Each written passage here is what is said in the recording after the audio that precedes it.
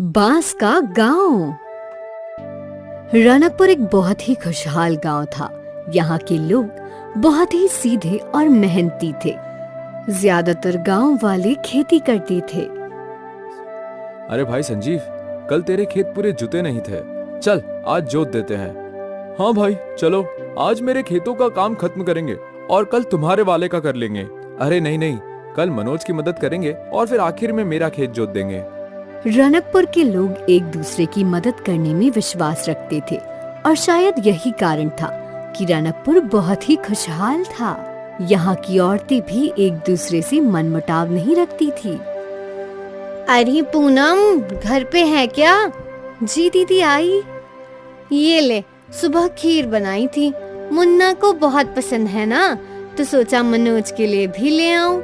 तेरे ब्याह से पहले वो अक्सर मेरे घर खीर खाने आता था। उसे मेरे हाथों की खीर बहुत पसंद है।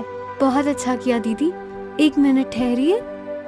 पूनम भीतर गई और कुछ लेकर आई। कल मैं बाजार गई थी और वहाँ मुझे मुन्ना की मनपसंद बताशे मिले। आप उसे ये दे दीजिए। ठीक है। गांव के बुजुर्गों को अपनी परवरिश पर नाज था। हमारा गांव कितना खुशहाल है, होगा कैसे नहीं, ये सब हमारे संस्कार है। अब वो तो है, बच्चों में आपस में इतना प्रेम है कि ये सब एक साथ एक ही परिवार की तरह रहते हैं। हाँ, एक बड़ा परिवार, रनकपुर परिवार। कहते हैं ना, खुशियाँ ज्यादा दिन नहीं टिकती, और इनके साथ भी यही हुआ। एक रात तेज आंधी चलने लगी। आंधी के साथ तूफान चल पड़ा। गांव वाले डर गए। बचाओ, कोई मुझे बचाओ। जगह जगह पेड़ और घर गिरने लगे।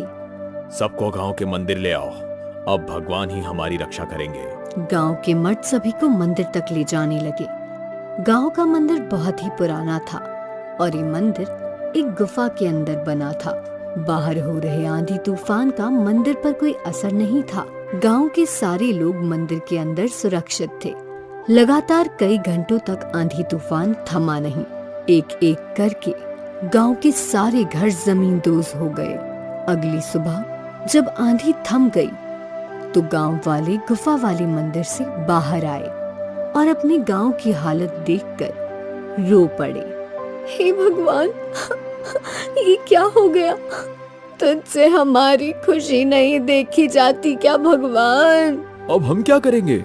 क्या कर सकते हैं? एक बार फिर सब चीजों को शुरुआत से शुरू करना पड़ेगा। लेकिन हम खाएंगे क्या? हमारी तो फसल ही बर्बाद हो गई।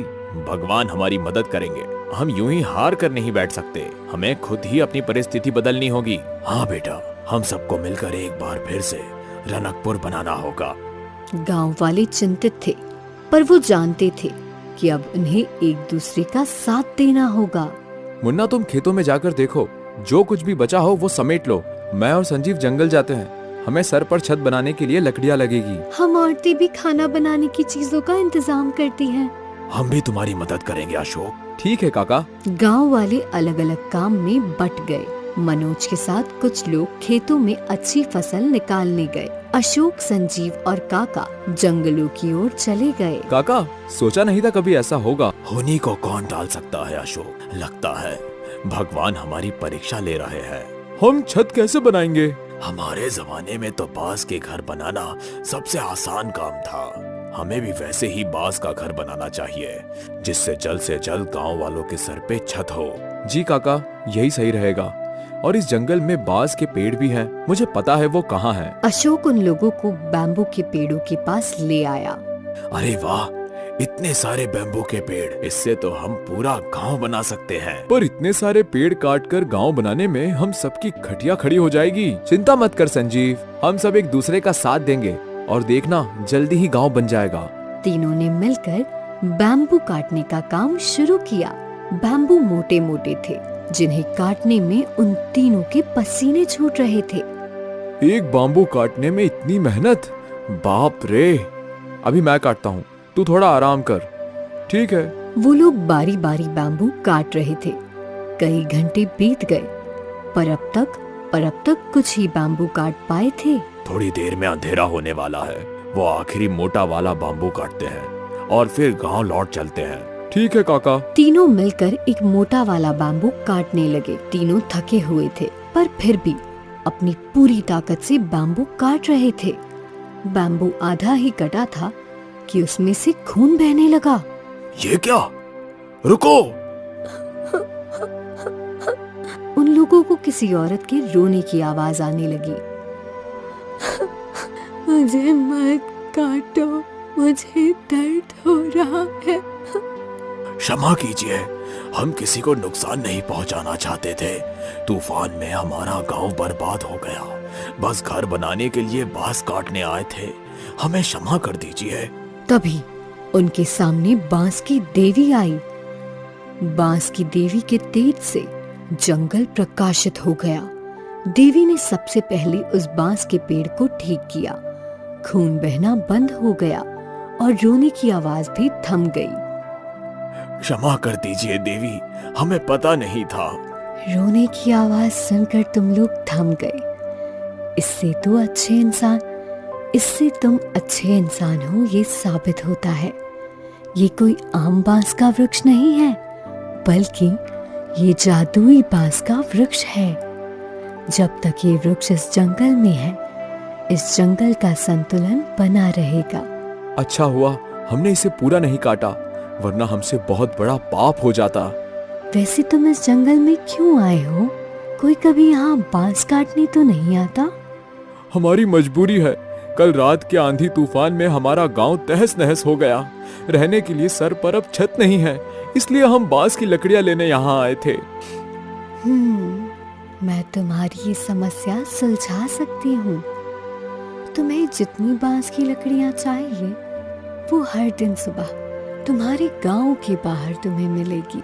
पर तुम्हें मुझे एक वचन देना होगा कि तुम इस जादुई बांस के पेड़ और इस जंगल के रहस्य के बारे में किसी को नहीं बताओगे। हम वचन देते हैं।